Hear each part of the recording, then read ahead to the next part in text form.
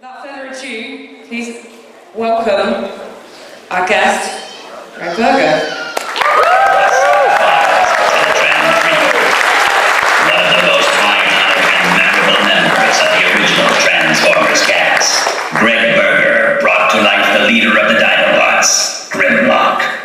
30 years later, he continues to voice the fan-favorite character in both new shows and video games. But his connection to the world of the Transformers does not end there, having voiced other memorable characters such as Skyfire, Longhaul, and Outback.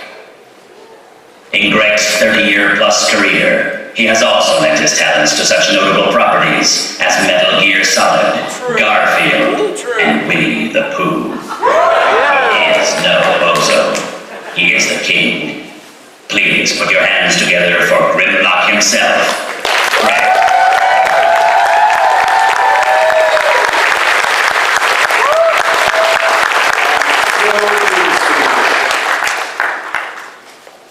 Hi.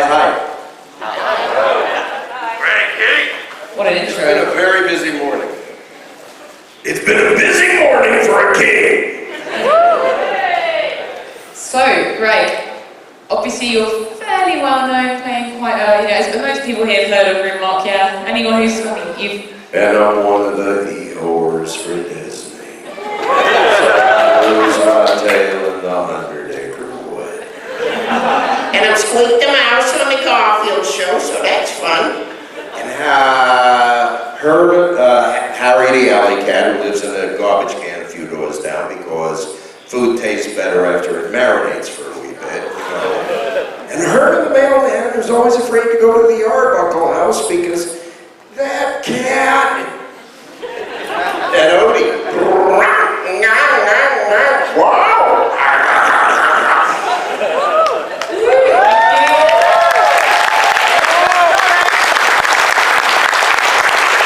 I'm not sure how much all those various sound bites were worth, but thank you, that was a pleasure.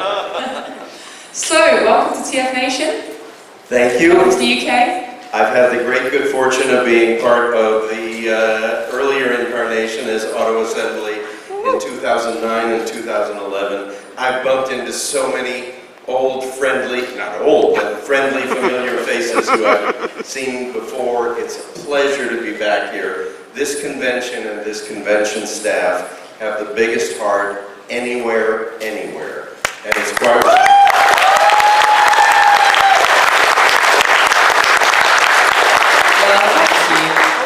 So, as a bit of an intro about yourself, can you tell us who you are, where you're from, and then how you got into this career of voice acting? Well, unfortunately, I'm not myself today. I'm beside myself. But no, I grew up in the middle of the Midwest in a town called St. Louis in Missouri. And honest to goodness, my growing up was like Archie and Veronica comics.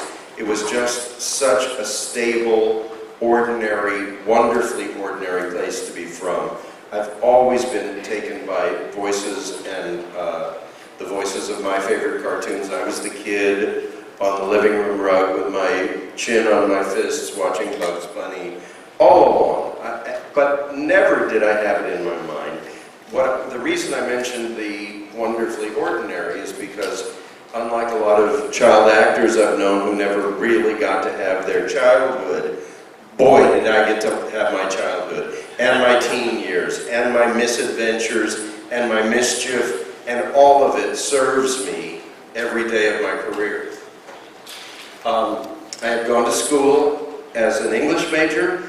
I got dragged to an audition by a friend who said they were looking outside the theater department, and he said, you do, voices and dialects when you tell stories.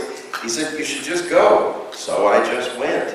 And this is leading up to allowing your direction to find you sometimes. Sometimes we stumble into what it is that we will learn to love and hopefully be allowed to do for a lifetime.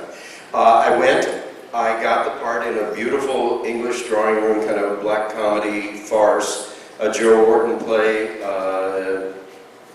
and opening night, the head of the theater department said, what are you doing in the English department?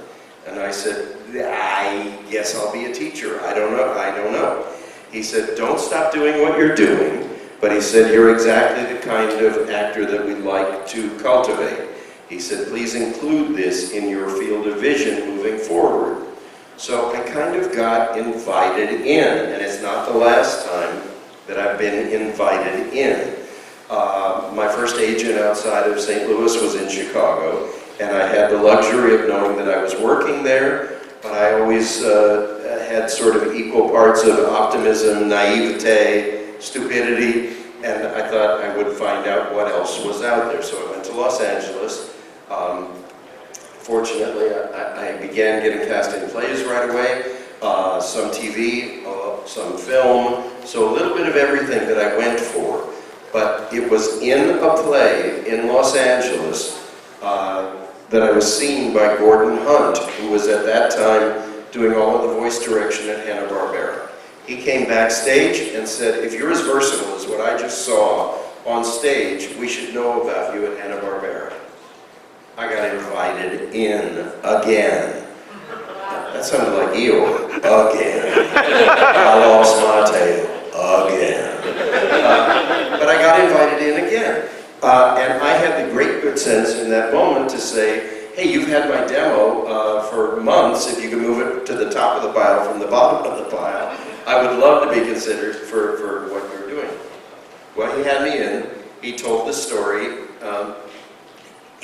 At the time that I said, I kind of busted him, he said, geez, you got a lot of nerve, don't you? And I said, normally, no. I can be polite at my own expense, and usually am, but if this is an opportunity, this is another profoundness from my own life. If this is an opportunity, I'm not letting it go by without unnoticed, unseized, whatever. And he loved it. And he told the story as he had me in for something the next week. And he said, I think this is one of the new kids. Please welcome him in. I got invited into that level of animation from work that I had done that someone had seen. It's the most organic way to sort of evolve. And, you know, as a person, as an earthling, I don't think you can decide what comes after what comes next. But you're kind of obliged to do what comes next, which I've never stopped doing. Anyway, that gets us up to the present. So speaking about what comes next, is there anything you're working on at the moment? There's plenty of things I'm working on at the moment. Most of them are called non-disclosure agreements. You do these things, often with games, you work for a year maybe more. And you're obliged to not talk about the project, then it hits the shelves, and sometimes you get a call saying, why aren't you talking about it? You say, I just spent a year and a half not talking about it. I didn't know I was okay to talk, at any rate. It's all good, it's always good. And I'm a terminal optimist, you know. It'll kill me someday, but I'll die with a smile on my face. I'm a dream feeder, I'm not a dream killer. When I teach, it's with the complete understanding that they're always looking for what comes next that they don't already have. The mistake a lot of people make aspiring voice actors is they have a reel of things that already exist. Well, those people already exist and they are the go-to. So what you want to focus on, if that's a field that you're interested in, is something that's not already at the table. You know, they'll always pay attention to what's new and what's next. Awesome. So you just given us a little taste of the various different characters that you voiced over the years. Do you have, what is your relationship to the characters that you play? Are there any that you actually feel that you really embody, and how many do you just completely forget about? You've done a couple of lines and then you move on. I'm of the opinion that you reach out to the character and the character reaches out to you. And hopefully what you create has something of the core of the actor in it, but also allows you to reach out and go someplace you haven't been. Like Cybertron, for example. But like my children, I can't tell you which is my favorite. They're all my favorite and all for different reasons. And sometimes it's the production team, sometimes it's the scripts, sometimes it's just the camaraderie of being in the booth. But I associate all of these experiences with different franchises. I mean, how lucky am I? I have been entrusted and tasked with continuing the longevity of these characters that have become iconic, and that involves an expert artist, that involves an incredible writer, and then an actor to furnish that third dimension. But I see it all as collaborative, and I love the collaborative aspect. I want to know every artist that's been involved in characters that I'm voicing. I want to know every writer that's written characters that I'm voicing. There's a character in U.S. Acres, it's called Orson's Farm in the rest of the world, that was part of the Garfield and Friends show. There's a character named Orson who's essentially me as a pig. I'm not a pig, but I play one on TV. And that's probably the closest to my core. And the Orson character has to talk Wade the Duck basically down from a ledge every episode.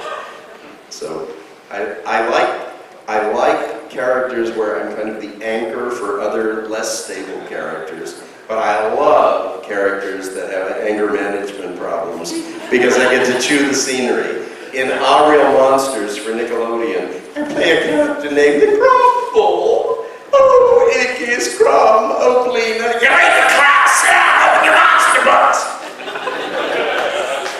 I like when I can use all my highs, all my lows, all my in-betweens, and all my temperament. So it's all good. I probably should be able to be more specific. I'm really happy to tell you that I can't be, because I love them all for different reasons. So speaking of characters with anger management issues, Grimlock. Yeah! Why boy hit my nose? So tell us a bit more about Grimlock. How did you end up with that role? In that time when I had begun doing animation, I did an audition for Wally Bird, who was the director of not only Transformers, but G.I. Joe.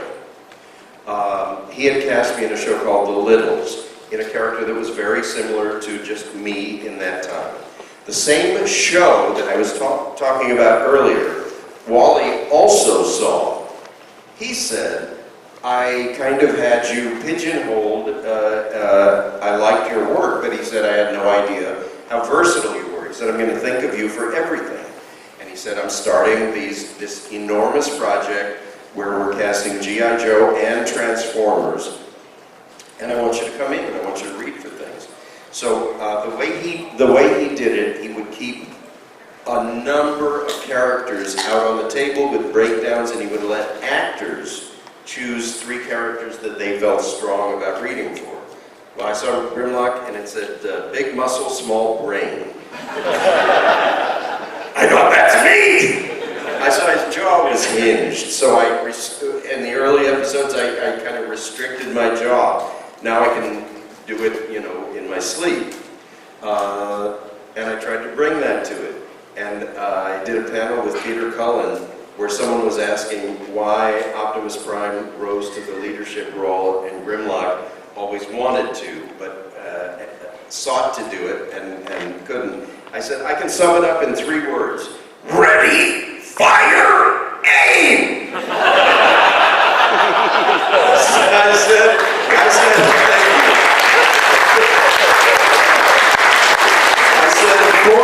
of course, we all hope for measured leadership. The guy that doesn't fire before he aims. Anyway, it went over well then, it went over well now. It kind of is how I define it. And how have you changed the voice of Grimlock over the years? The thing about being an actor and being tasked again with coming in every week, and you find out the arc of a character while you're doing it. You're kind of learning while you earn.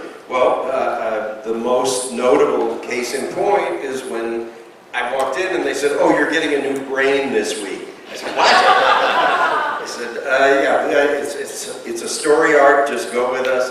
And some years it was more for comic effect, and some years it was It was more for just that ability to tail swipe and end any conflict. So he got all of those aggressive aspects, but then, boom, he got a new brain, so we went with that. And so I had to figure out how I, Grimlock, would sound, as opposed to me, Grimlock! And Grimlock has the good sense in his story arc to give that brain to Computron because he's having more fun being me, Grimlock, than I, Grimlock. So every show that has story arcs and features different characters, if you're on the ride, you're on for the whole ride, you know? But to be gifted with not just a job, but a job that recurs, and then the recur becomes a regular, and then the regular goes through seasons, there's going to be changes, and you just go with the flow. And now we're back to doing what comes next, you know? You walk in, see a new script, and it takes you on a new ride. And for me, as an actor, every time I'm handed a new script, I'm Cinderella going to the ball. Something in my brain, the sensors all activate. I get excited. I want to know what the writer has written, what the artist has lent as clues, and I want to stir it all around and figure out what comes out of my mouth. And in auditions, by the way, I think when I arrived here, I was ready to audition for the role of jet lag, but I'm feeling much better. When you go in the audition, and when I teach, which I do irregularly, you want to be prepared, but you don't want to be so prepared that you can't surprise yourself as well as the people on the other side of the glass when you do whatever it is. And undoubtedly, whatever you furnish, they will want to sort of fine-tune and direct. So you have to stay very adaptable. I know Peter Spellos is doing some improvisational workshop. I think that's as important a tool to an animation actor as acting is. You have to have both of those things in your skill set so that you can stay in the moment, and by the same token, you know, sort of have chops to stay disciplined. Awesome. Has anyone been to the improv workshop, speaking of that? Yeah? Any good? That was very good. Yay! Brilliant. And there is a panel tomorrow, I believe, all about voice acting that you and the other two voice actors will be. It's got a catchy title, which I can't remember. So do check out some new programs. Amazing. So more recently, you've still been voicing Grimlock in games such as Transformers Devastation. I don't know if anyone's played that. Really awesome, like G1 styled game. Have you played that? Have you played any of the games? If it fell to my eye-hand coordination to save the world, we're all in trouble. But I like watching people in gameplay who actually know what they're doing. So that I've had the luxury of doing and really enjoy watching. And I've been back as recently as Power of the Primes as Grimlock and as Volcanicus, who's kind of Grimlock driving the first Dinobot combiner, which people have only been asking for since the mid-'80s. And now it's happened, and it's enormous, and the toys are incredible. But to get a gig, to get a job, to get a voice, to become identifiable, to become iconic, all of that is amazing. For them to return to you, and Spyro has just come back to me, and I've revoiced Ripto in the Spyro Reignited trilogy. For that to happen after years, or many years, or decades, for God's sake, is like the greatest pat on the back you can receive. I don't take it lightly, I don't take it for granted. I am so grateful for every time that has happened. And a lot of it has to do with fandom, who's sort of the missing element of the Transformers universe. Fandom has guided the franchise, fandom has helped with voice casting, fandom has been so loving, loyal, and there over years that it absolutely floors me. I've done conventions as far away as Australia and New Zealand now, flown 9,000 miles to have people waiting at my table when I get there. It blows my mind in the best possible way.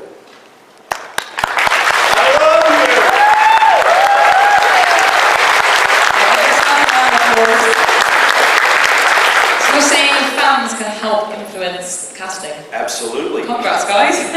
Keep those cards and letters coming in, and emails. No, they read them, and they consider them, and they know that they've got a fiercely loyal fandom out there. Like few franchises, by the way. So, of all the different franchises that you've been involved with, which is your favourite? Slightly biased question. Just from longevity, I mean, it's Transformers. I would have to include Garfield in the same breath. They've involved so many years of my life, wonderful years, creative years. So, yeah. Now, I believe that you have also, amongst all your acting antics, you've also written a book, is that right? I have. It's called Think Globally, Act Vocally. And it's really chapter one of something that will be expanding and is expanding right now. But I'm trying to record and just memorialize a lot of the things that we're talking about today.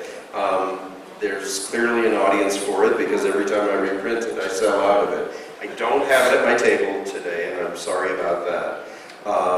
But I love it, and I feel like, and this is true, I'm kind of a bridge between the classic voices that I grew up with and the newer voices that continue coming into the fold. So I think I have a voice a literary voice, which has an audience, and I'm really enjoying writing very much.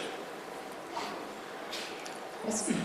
So, when did you launch that book then? It's never stopped launching, but it first happened probably 8 years ago.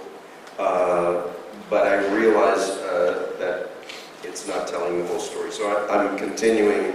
It's continuing to evolve, and I really enjoy the process. We have a poster at our house that says, "Go to your studio and create something."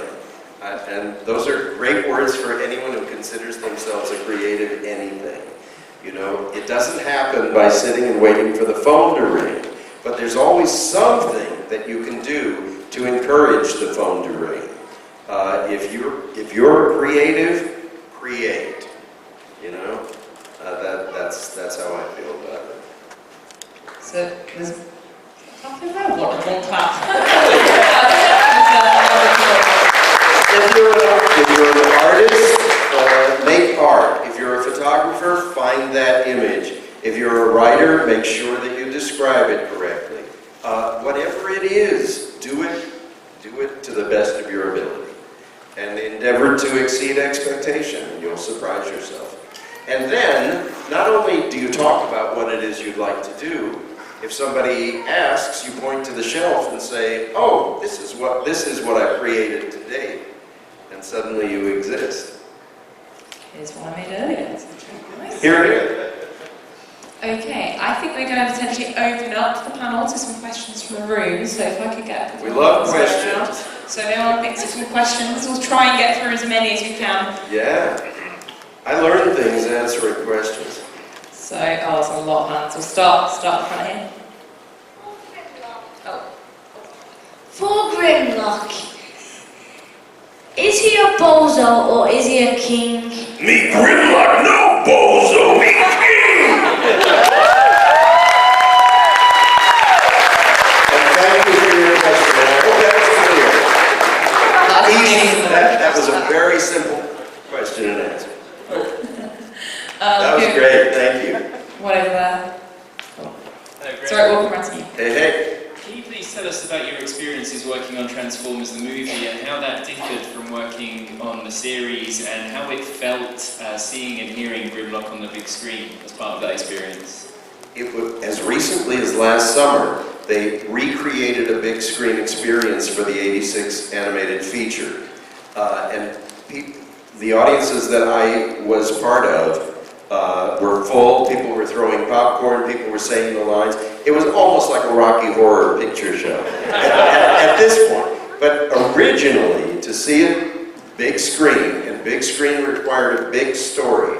And I'm going to say that was a feature about robots that you could care about. In a larger sense, I think if you don't care about the characters, you don't care about what happens to them. I think in that feature, everyone was so carefully delineated and differed from each other that you could really jump on. And Grimlock with Cup, and Grimlock with Blur, and all these different relationships. But what you don't know at the time you're doing it is that nearly everything that came out of Grimlock's mouth became a catchphrase. Caesar salami, we're really a bologna. God, why boy hit my nose? Lunch metal, all of them. In the process, so many animated features now are almost like recording in a vacuum because they don't want people to overlap each other. They are so concerned about keeping every track clean that more often than not, you're in the booth where the relationship is between you and the director. They sort of paint you in and out of scenes, describing what's happening around you. Sometimes you're the first person in, and you're talking to people that aren't even recorded yet. That's now. Then, and to his credit, and I believe that Wally Burr, he was very firm about what he wanted, but look at the longevity of what he created. He was right. Whatever galactic universe he saw in his head, he brought to life. And the digital technology may have improved, the imagery may have improved, but boy, you'd be hard-pressed to find a better story to sort of go along with. So he insisted that they set up kind of an octopus microphone so that there were several abilities for people to record at the same time. And he wanted everyone who was in a scene to be present at the time. He wanted us to all play in the same sandbox. He wanted that energy to be contagious, and he got it. Judd Nelson had been strictly an on-camera actor, on-screen actor, and he had a lot of problems speaking to a microphone, and he said, I don't know how to do this. And so we took turns being on the other side of the microphone. As long as he had a pair of eyes to look into, he was Rodimus. It happened that way. But as an on-screen actor, he wanted someone to look at, and it completely solved the problem, which is that's a happy memory. I was there the day that Orson Welles arrived to do Unicron, and we weren't allowed in the studio, so we were all, there was a Wally Burr South and a Wally Burr North. We were all at the window of Wally Burr North, watching Orson Welles arrive at Wally Burr South. There's a million happy memories associated with it. But when you take something from the small screen to the big screen, everything about it has to augment, enlarge, amplify. The story has to be a big screen story. The characters have to have a big screen sort of presence. So, I think that was the first animated feature that I did. So I sort of learned that as it was going on. Those were the notes that I was taking, and that's my answer to your question. Okay. I'm a blabbermouth. Back there.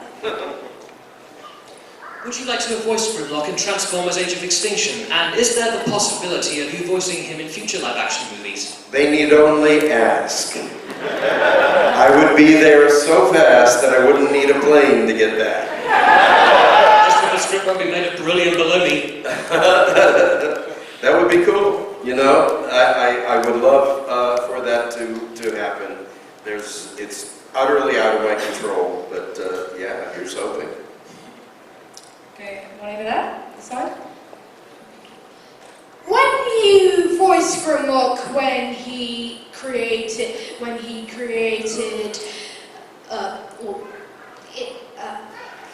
got a new brain, how would you make,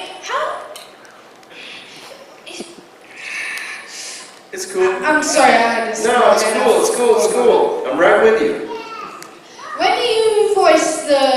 episode when Grimlock got a new brain. How did you exactly think? Was it the script that was telling you, okay, I'm Grimlock, I have proper grammar now? Or was it just you thinking, maybe I should change that? Maybe, was it self-editing of the script? It's a combination of all of the above. I realized I had to up my IQ by 500 points. That causes you to do things differently. I realized that I suddenly had no problem putting my grammar together. But that's scriptural, and that was also the director, and that's also me, and it's also the artist, and it's also... So it's a collaboration. But when you see it, you have to, and they fiddled around, they wanted to hear different things. Honestly, in my head, I kind of pictured Kelsey Grammer as Frasier, kind of, and I think we're sort of kindred spirits anyway. We are, on The Simpsons, Kelsey does a character named Sideshow Bob, but he's usually so busy that he's not available for table reads and recordings. So, whenever Sideshow Bob appears on The Simpsons, I do the table read, I do the record, and I try to kill Bart Simpson.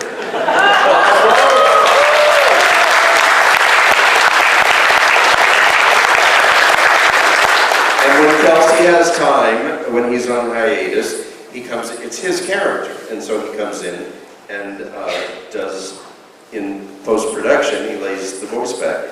But I've had to sing for him and read for him.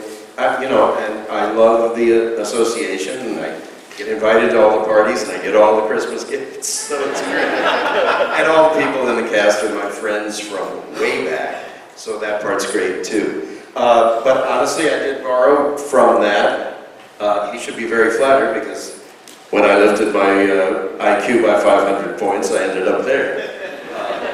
At any rate, it's a combination of all of the above. It's a great question. I can't say writing wasn't involved, art wasn't involved, and just creativity wasn't involved. We all agreed on what ended up being the voice. Thank you, and I wish you well for that murder attempt. Thank you.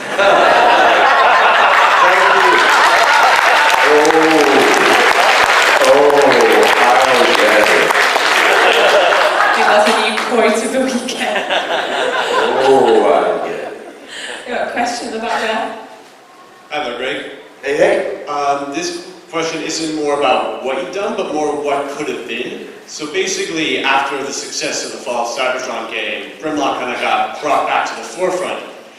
Simultaneously, while that game came out, a show called Transformers Prime happened, and it just hit its 3rd season, where it introduced a character called Predacate. And he was very similar to Grimlock. He was very arrogant, he was very beast-like, and he proclaimed himself to be king, which turned a lot of people's heads. And so rumors started to sprout that Grimlock was actually going to make it the show. Sadly, the show ended prematurely, and they got a new Grimlock with a teenager Grimlock in the next show. I really want to know is, were you ever contacted, was those rumors at all true? Were you ever contacted about Transformers Prime? No, and there's no reason I would be if it hadn't made it to pre-production or something like that. Normally I'm the last to know. Normally, the actors are the last ones in and the first ones out.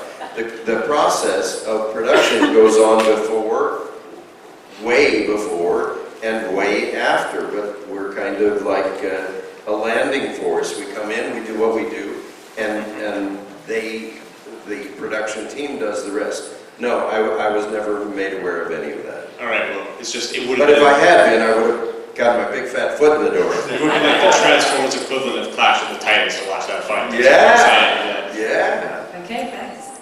I'll go over here. Thanks.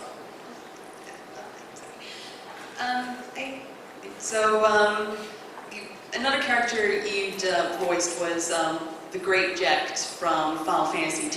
Well, somebody had to teach that kid to play blitzball.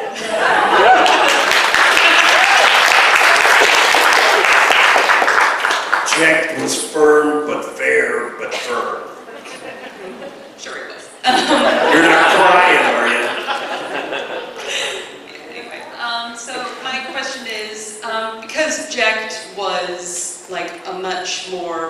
aggressive character. How did playing him compare to playing someone like Grimlock? You're asking the right person, because the most important thing to me is to be remembered as a good dad, as a good husband, as a good son, as a good brother. My take on Jack is totally paternal, and he is aggressive, but I always endeavored to make him aggressive for a reason, that I was trying to help a boy become a man. I did it in Final Fantasy in every wrong way, and a few right ways, but that's where I was coming from. So Grimlock represents only Grimlock, and Grimlock sees himself as superior to a lot of people who may mentally be his better, but he doesn't care. So I love all of that, but I also love the paternal nature of Jack, and if it didn't sneak out in some way, then I didn't really succeed. But that's where I was coming from, was trying to help him evolve. Okay, we've got a question over the side here. Hi, Greg. Hey, Mel. Many years ago, when I first met you in Los Angeles, I bought a CD from you. You may recall like an audiobook, just talking about how you did your work and how to get the voice acting, similar to what you're doing now. And there's something you said that I've never ever forgotten. I've always wanted to ask you about. Uh-oh. Actually, it was a very sweet story you said about. I think it was been so long since I heard. I think it was about your daughter. You said there was something I'd like to ask about it. You said, Let me tell them the story first. Yeah. When my daughter was my daughter would disappear with a sketch pad from the time she had a sketch pad and could hold a pencil. She was between 4 and 5 years old, I'm guessing. My aunt was looking over her shoulder, and she saw her drawing, and she said, "Oh, you're going to be an artist." My daughter, at 4.5 years old, looked back over her shoulder, and she said, "I am an artist."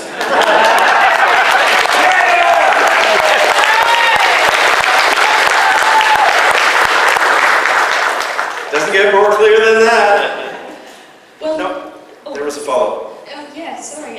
The question I wanted to ask you on that. Thank you very much, because it's nice to know you know what I was talking about. Yeah. I was just wanted to ask.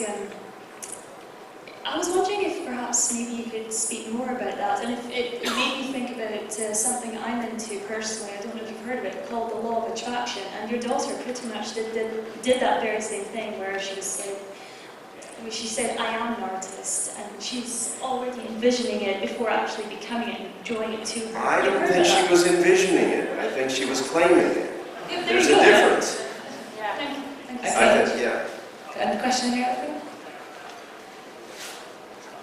Sorry, I delegated to the boy my arms. I told you I'm terminal optimist.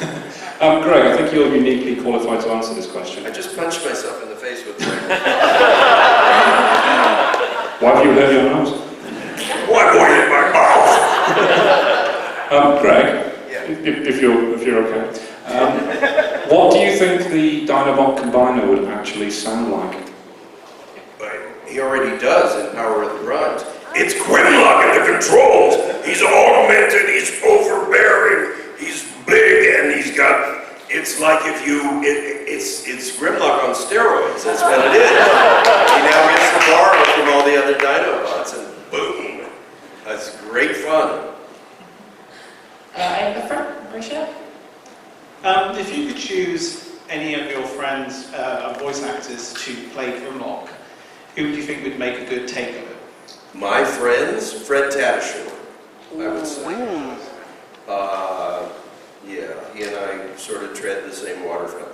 And you know, there are all the people who came in at the time I did, and then just like you as audience, we as industry sort of embrace the best of the best as people come up, and it's kind of thrilling, honestly.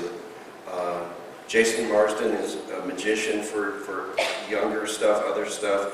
There's so many great people now. Robbie Damon is fantastic. I mean, it's a long list. But Fred covers that waterfront pretty good. Also at the front there. But here's some animation trivia. G1 Megatron and G1 Grimlock are also currently the voices of Garfield and Odie. That could win you Trivial Pursuits. And it says something about vocal versatility. Frank Welker is now the voice of Garfield. We lost Lorenzo Music some years ago, and Frank did it as an absolute homage to Lorenzo, but he's also made it his own. Anyway, I think that's pretty cool. The question I want to ask is, I've got this T-shirt was made by somebody here, and he's actually done t-shirts with this T-shirt for this convention. And you don't have to say this out in public if you don't want to, but basically he wants you to get one of these T-shirts to you, but he'll need to know your size. I've given him my size, Right. and he got the T-shirt to me, and I can't wait to wear it. Well, that's wonderful. He asked me a few weeks ago if I have no idea how to get it to you, but you don't. Any questions? Over here? No. Oh, sorry. I can't see where I'm here. Hi Greg. Hey. In recent years I've become a father, and so I've been watching lots of Disney movies repeatedly and repeatedly and repeatedly. Give it 5 years, you'll get to watch HBO again. And in some parts of the credits, when you get to additional voice actors, I often see familiar names such as Mr. Gregg Berger. Wouldn't that be nice? And isn't it nice? Yes. But you are Mr. Versatile, but I put my trained ear out, and sometimes maybe I think maybe that could be, and then equally maybe you've recorded something and it doesn't make it. Can you tell us a little bit about what these sessions are doing, additional voices is like, and do you ever find out if you've made it, or do you just come to the cinema and go, oh, there's me? Both. Additional voices is usually a group of us that are all versatile but also disciplined, and what we're doing is filling in a lot of the background voices like Monsters University, what's the one with the Minions? Thank you. 3, but several. We'll be called in, we'll be there for a day, and they'll say, there's a crowd here, we need the third from the left, the last from the right, the guy who screams down as they're going through. And we cover things. And sometimes we cover more than things. Sometimes there's 2 people just out of frame that are having a conversation and they want something to approximate that conversation. So you'll go up in groups of 2. Sometimes there are people, they'll put us in a circle and just have us improvising as we go around. They'll describe a scene and have us making comments about the scene. And then they'll place them however they wish to place them. So obviously it's a great place to be. It's a wonderful thing to have your name on and attached to. But I try to pick myself out also. And sometimes I can, and sometimes I can't. But you know, those are great rooms, very festive, and you're in the presence of these extraordinary creative people, and that's where I seek to be. That's what feeds me. You know, go where the food is, and that's what I try to do. Thank you. I've got a question in the back there. Hi. Okay, so... Hello, hi. Yes. So I've kind of got a barrel question. The first part would be, in regards to, like, Grimlock's, statements he says, have you ever created one? So has it always been the writers, or have you gone, actually, no, Grimlock really should say something more like this? I really respect the writers, and what I've been given is so delicious. And the scenery I've been given to chew on is so delicious that I never felt the need or the want to insert myself into the equation. Okay. The other side of the question is your voice fully yours, or did it ever get like edited or put something through it to make it more robotic sounding? Or, I mean, the growl from the movie itself sounds like you, but then it also has something else going on in there. To the best of my ability, you know, they may augment in some way. That happens in post. When I hear it, I believe it's very true to me, and I try to inflate myself to the size of that character. So I don't know. They certainly have the right and sometimes the reason to do that. There may be a little, I think they may add something that kind of gives it a metallic kind of clink, but I don't know. That's all outside my hands. Okay, thank you. Yeah. Okay, I think we've got about time. Maybe let's go to 3 more questions. If you can try and keep it quite brief. So we've got one at the front here. The lightning round. I thought my friend was going to ask, what do you think it would be like if Skywriter and Grimlock had a fight? Skyfire and Grimlock? Skybite and Grimlock had a fight. And the dinosaur. I can only do my half of the fight, but yeah, I can't help you with another character. Okay, question here at the front. Hi there. I'm conscious of your non-disclosure agreements, but are any of your future projects transform related? None that I'm aware of or can speak to. Like I said, keep those cards and letters coming in. Tell them what you want, they read them, and every correspondence they receive they consider to be representative of so many viewers. I know this because I've heard it from people at Hasbro. Okay, got one last question there. Hi, Greg. I was just wondering what your take is on Grimlock's personality being closer to the typical Decepticon rather than Autobot. He's got this whole arrogance, contempt for those who are weaker, hyper-dominance, all of these sorts of things going on. I think what distinguishes him is that he wants to hear about petro rabbits and he loves Cubs war stories. He's got things that put him on the right side of Decepticon, or the other side of Decepticons. As a Dinobot, you know, that pure aggression is always, for me, tempered by something that's kind of sweet that he lets slip out. That's how I've always played it. That's how it's always been presented. But then you're back to ready, fire, aim. You know, he just wants to come in and tail swipe everybody, or everybody that he perceives as the other side. Okay. It's a good question, though. He's on the Decepticon side of Autobot, but he's on the Autobot side of Decepticon. Now he's Skyfire. Fire in the sky, Skyfire. If you remember, he was created Decepticon, best friends with Starscream, lost in the ice, rediscovered by Autobots, and he didn't know who he was. He had to figure out what was important to him. I actually love that arc of early Transformers because he's kind of got a moral dilemma and he's attempting to choose wisely, which he does. Okay, I'm afraid that's all the time we've got, all the questions we've got time for. Great questions. We've got one last thing that we're doing with all of our voice actor panels. So we've got a very quick fire, 10 questions. So you've got to just give me the first answer pretty much that you can think of. So, what is your favourite word, Greg? My favorite Your word? favourite word? Create. Nice. On brand. What is your least favourite word? No. PG, please. Again, PG, what turns you on? This is the list I've been given. Scripts.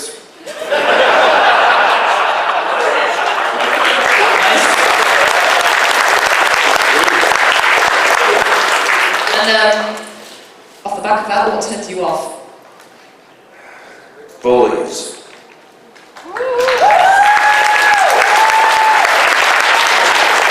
Yeah, this is a Miss Universe question. What sound do you love?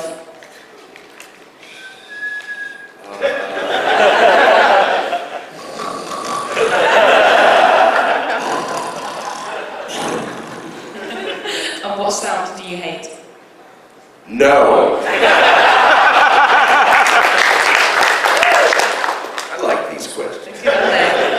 What is your favourite, PG please, curse word? Darn! What profession other than yours would you like to have if you could have any other profession? Teacher.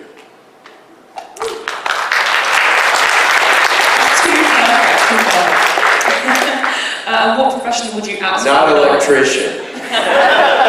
Believe me. And then, very last question. If heaven exists, what would you like to hear God say when you arrive at the pearly gates? Nice job.